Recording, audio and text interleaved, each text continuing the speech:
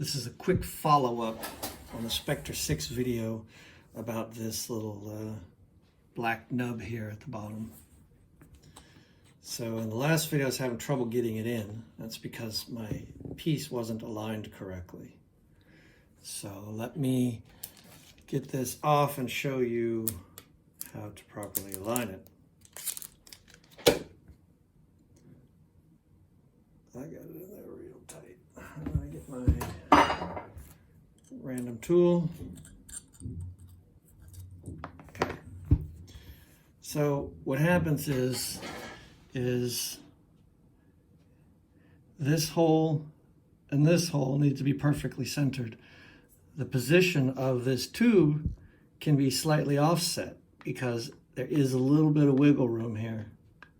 You see the hole moving around. So if it's off to one side, this second level here won't properly fit in, and you won't be able to get to thread in because it's required to get that full seated correctly. So you just have to align this hole so it's dead center. Once it's dead center, you're able to actually thread it in.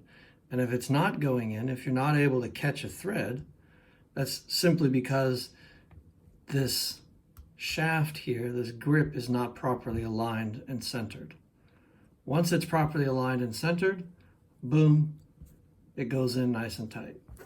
Now, what you want to do is you'll also want to have an extra piece here to give it a little extra twist.